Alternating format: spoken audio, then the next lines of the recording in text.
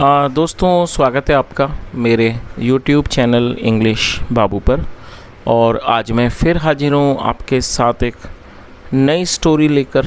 और दोस्तों, आज जो स्टोरी मैं आपके लिए लेकर आया हूँ ये एक मॉरल स्टोरी है और बहुत ही प्यारी, मज़ेदार, बहुत ही रोचक कहानी है। कहानी सुनने में आपको अच्छा लगेगा। उसके अलावा दोस्तों, आज की इस स्टोरी में आपको कुछ नए इंग्लिश के वर्ड मीनिंग सीखने को मिलेंगे, उनकी करेक्ट प्रोनाउंसिएशन के बारे में पता चलेगा और हमेशा की तरह जो इसका ग्रामर का पार्ट है उसे डिटेल में कवर करेंगे, तो एक एक स्ट्रक्चर को आप बहुत ही आसानी से सीख पाएंगे।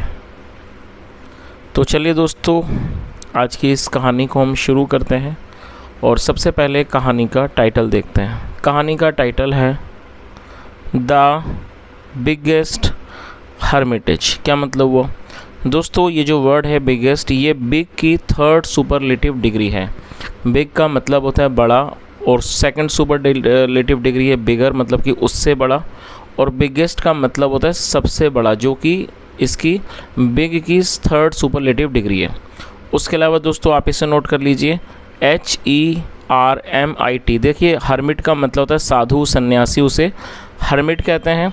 और हर्मिटेज, TAG, हर्मिटेज। हर्मिटेज का मतलब होता है आश्रम, कुटिया, आश्रम जहाँ साधु वगैरह रहते हैं, उसे क्या कहा जाता है? हर्मिटेज। तो क्या अर्थ हुआ? द बिगेस्ट हर्मिटेज, मतलब कि सबसे बड़ा आश्रम। तो दोस्तों, ये आज की इस कहानी का टाइटल है, शीर्षक है। और अब मैं इसे पढ़ना शुरू करता हूँ। आप लोगों से रिक्वेस्ट है कि आप कहानी को बिल्कुल ध्यान से सुने।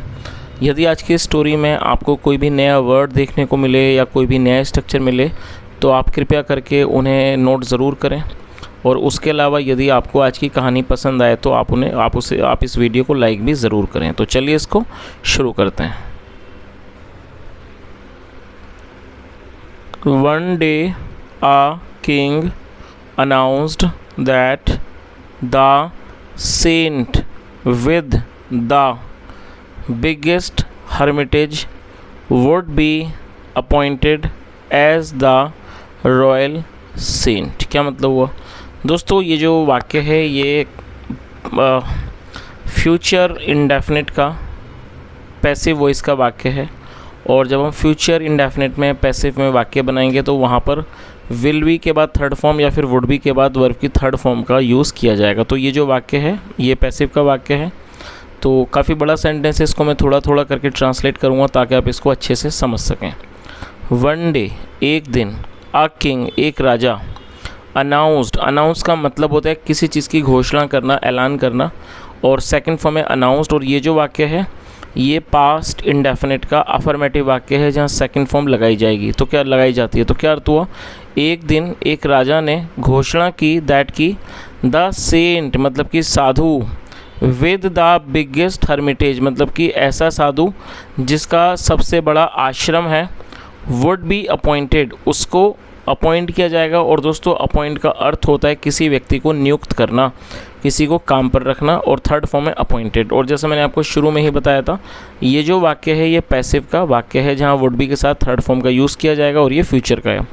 तो क्या अर्थ हुआ कि विद द बिगेस्ट हर्मिटेज, मतलब कि ऐसा साधु जिसका सबसे बड़ा आश्रम है, वुड बी अपॉइंटेड, उसे नियुक्त किया जाएगा, एज द रॉयल सेंट, मतलब कि शाही सेंट, शाही संत के रूप में। तो पूरी लाइन का क्या अर्थ निकला कि एक दिन एक राजा ने घोषणा की कि कोई मतलब कि ऐसा साधु जिसका सबसे बड़ा आश्रम हो, with the biggest hermitage, would be appointed as the royal saint, उसे एक शाही साधु या कह सकते हैं इसको संत भी कहते हैं, या फिर शाही संत के रूप में उसको नियुक्त किया जाएगा।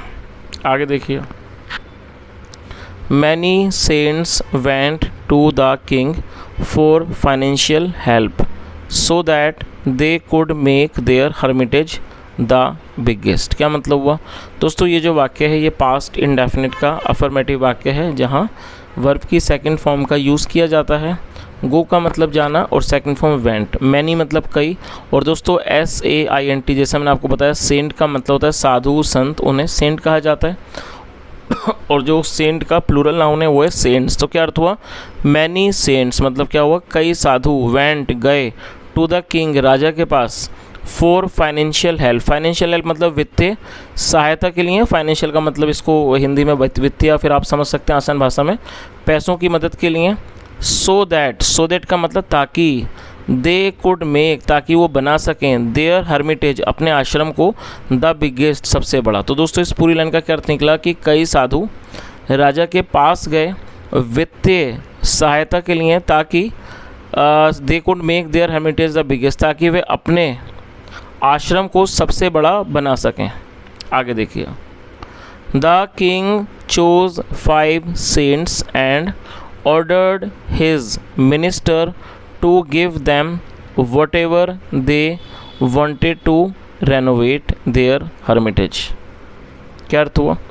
The king chose 5 saints. दोस्तों ये जो वाक्य है ये भी पास्ट इंडेफिनिट का अफर्मेटिव वाक्य है जहाँ सेकंड फॉर्म का प्रयोग किया जाएगा। चूज़ का मतलब होता है किसी का चुनाव करना, और सेकंड फॉर्म है चोज। आप इसे नोट कर लीजिए, CHOSE चोज। तो क्या अर्थ हुआ? द किंग चोज 5 सेंट्स, राजा ने 5 संतों को चुना। एंड ऑर्डर का मतलब आदेश देना, और ये सेकंड फॉर्म है। एंड ऑर्डर्ड हिज मिनिस्टर, और अपने मंत्री को आदेश दिया, टू गिव देने का, दैम उनको देने का, whatever they wanted to renovate their hermitage मतलब जो भी वो अपने हर्मिटेज को, आश्रम को वो रेनोवेट करना चाहते हैं वो उन्हें देने को कहा। और रेनोवेट का मतलब होता है किसी चीज़ को ठीक करना। तो इस पूरी लाइन का क्या अर्थ निकला कि राजा ने 5 साधुओं को चुना और अपने मंत्री को आदेश दिया कि वो उन्हें दें, whatever they wanted to renovate their hermitage मतलब उन्हें वो दें जो भी वो मतलब अपने आश्रम में रेनोवेट करवाना चाहते हैं उसके लिए वो उन्हें दें। आगे देखिए, 4 among them took lots of money.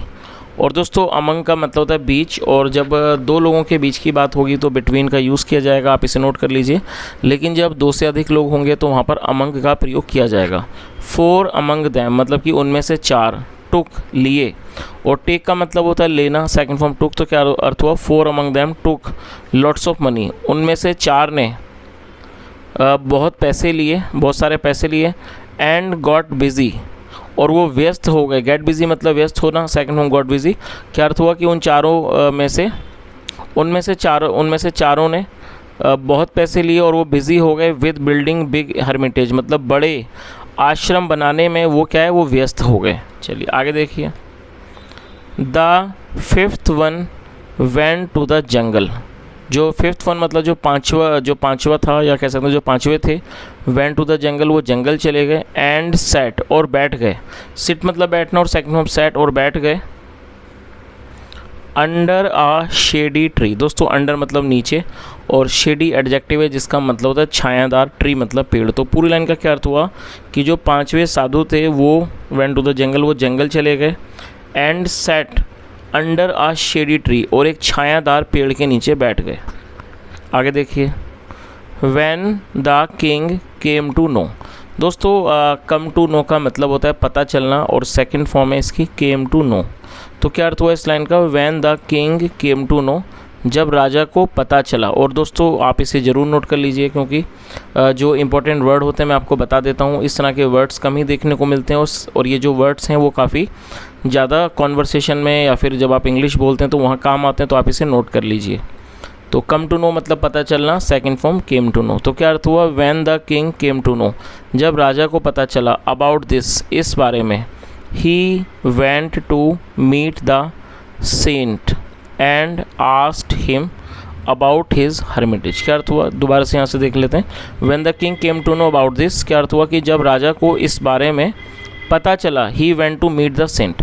दोस्तों ये जो वाक्य है ये भी पास्ट इंडेफिनिट का अफर्मेटिव वाक्य है जहाँ वर्ब की सेकंड फॉर्म का यूज़ किया जाता है। लेकिन इस वाक्य में एक चीज़ जो है वो स्पेशल है, वो ये है कि इस वाक्य को 2 वर्ब की सहायता से बनाया गया है, मतलब कि इस वाक्य में 2 वर्ब का प्रयोग किया गया है। तो दोस्तों जब आप ऐसे वाक्य बनाएं, और कई बार आप ऐसे कोई सेंटेंस बनाते हैं, लंबे सेंटेंस जहाँ पर 2 या 3 वर्ब का प्रयोग किया जाएगा, तो मैं आपको सिखाता हूँ कि आप उन्हें कैसे बनाएंगे।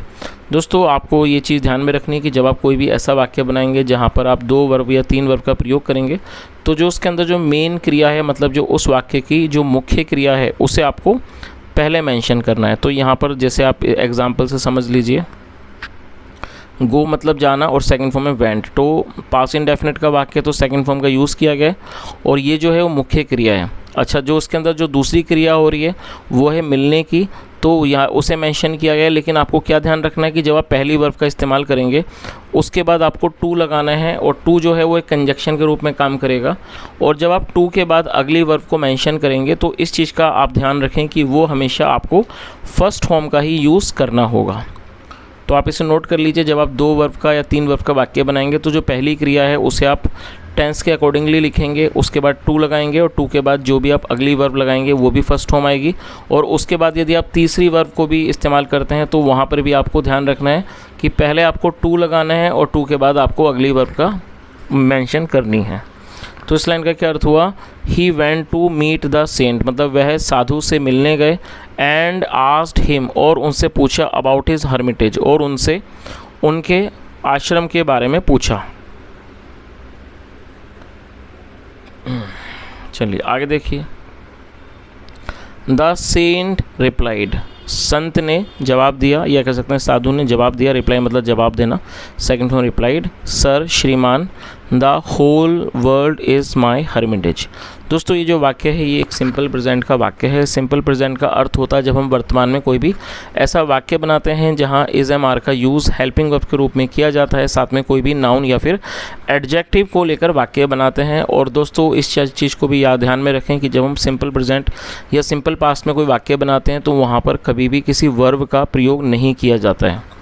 तो क्या अर्थ हुआ? द सेंट रिप्लाइड, साधु ने जवाब दिया, सर, श्रीमान, the whole world is my Hermitage.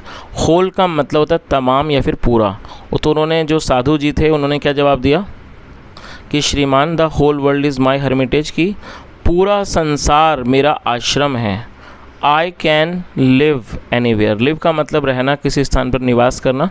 I can live anywhere, मैं कहीं भी रह सकता हूँ। एंड कैन स्प्रेड, और फैला सकता हूँ। एजुकेशन, एजुकेशन एक नाउन है जिसका अर्थ होता है शिक्षा। तो जो साधु जी थे उन्होंने क्या जवाब दिया कि आई कैन लिव एनीवेयर, मैं कहीं भी रह सकता हूँ। एंड कैन स्प्रेड एजुकेशन, और शिक्षा को फैला सकता हूँ। और आप चाहें तो इस वर्ड को भी नोट कर लीजिए, SPREAD, स्प्रेड का मतलब फैलाना। आगे देखिए। The king felt very happy, और फील का मतलब महसूस करना, लगना, सेकंड फॉर्म फेल्ट, तो ये भी पास्ट का ही वाक्य है। The king felt very happy, जो राजा साहब थे उन्हें बहुत खुशी महसूस हुई। ऑन हियरिंग द सेंट, मतलब कि संत की बातों को सुनकर जो राजा साहब थे उन्हें बहुत अच्छा लगा। ही एट वंस, एडवांस मतलब तुरंत, ही एडवांस मतलब कि उन्होंने तुरंत, अपॉइंटेड हिम, उनको नियुक्त कर दिया, अपॉइंट मतलब नियुक्त करना, उनको नियुक्त कर लिया, एज अ रॉयल सेंट, शाही संत के रूप में। तो पूरी लाइन का क्या अर्थ हुआ कि उन्होंने तुरंत उन्हें शाही संत के रूप में अपॉइंट कर लिया, या कह सकते हैं उनको नियुक्त कर लिया। चलिए, तो दोस्तों इस तरह से ये जो कहानी है वो ख़त्म होती है, और बहुत ही अच्छी कहानी थी। और यदि आपको आज की कहानी अच्छी लगी हो, मेरा पढ़ाने का प्रयास भी ठीक लगा हो, तो आपसे रिक्वेस्ट है आप इस वीडियो को ज़रूर लाइक कर दें दोस्तों। और दोस्तों अगर आप चाहें तो चैनल को भी सब्सक्राइब कर लें, अब तक नहीं किया है। और उसके अलावा दोस्तों आपको एक हाइप का ऑप्शन भी वहाँ देखने को मिलेगा कमेंट सेक्शन में, तो यदि आप चाहें तो आप इसे हाइप भी कर दें, क्योंकि जब आप इसे हाइप करेंगे तो इस तरह से आप इस वीडियो को आगे और तक लोगों को पहुंचाने में हेल्प करेंगे। तो दोस्तों अगर आपको पसंद आई हो तो इसको लाइक करने के बाद इसको आप हाइप भी ज़रूर करें। And guys, apart from this, I would like to say something that sometime I get many comments where people asking me about that, how can we improve English, or maybe sometime you guys asking me that can we improve English by reading or by doing this practice by watching such videos. So today I would like to answer those questions. So guys, first of all, you need to understand right now the type of videos which I am bringing. These are the normal grammar based content where I try to translate any type of moral story, or most of the time stories which are in Hindi. So I just try to translate them, and I try to cover the whole grammar part, plus I always tell you the meaning of different English words. So now the question comes that can we improve English by watching such videos? So guys, at some extent yes, the answer is yes, because when you are watching this video, you are getting a lot of benefits in grammar. Apart from this, you are learning translation also. So I'm sure that you can easily understand this. that when we want to speak in English, we have to translate every Hindi sentence to English. That's the way we speak in English. So it's very simple that if you can translate any sentence from Hindi to English, that will definitely help you to speak in English. Because if you really want to speak in English, or if you want to improve your communication skills, you want to be fluent, so the simple answer is that you can do this practice, or you can do this it's quite easily. The only thing is that which requires that you need to be very good in grammar, plus you need to be very quick in translation. If you can easily and quickly translate the sentence, you can easily talk to anyone in English. That's not a problem. By just doing some practice, you can easily do this. So guys, what you need to do, you just need to have some good command over grammar, plus you need to improve your translation skills. And how can you do so? When you are watching my videos, I always try to cover all the structures of grammar. So just read it, watch it quite carefully, and if you think that this grammar is useful for you, just copy it and try to make such more sentences in your notebook, or maybe you can practice it with your friends. And apart from doing this practice, you should also talk to your friends or with any person who can talk to you in English, because when you want to improve your spoken English, so you have to speak, there's no other way around. So what you can do, maybe you can practice with your friends, and apart from this, when you are just thinking, try to think that in English only. That will definitely help you in long run. So guys, that's it for today. This is the thing which I thought that I should share with you. So if you really enjoyed this session, do like the video and subscribe the channel if you have not done so. Thank you so much for listening. And one more thing I would like to say, guys, whenever you have any type of suggestion, any feedback for me from the channel, or if you want, because the thing is that we really want to improve. And how can we improve? By just getting your suggestions, your advices, because your advices, your feedback is very important. That's how we can make better and good content what you are looking for. So that is the reason that I always request you guys that whenever you have good suggestion, good feedback for me, do not hesitate, just share it with me in the comment section, because such feedback, such you can say the suggestions will really help me a lot to improve. So guys, thank you so much. Have a nice day and bye.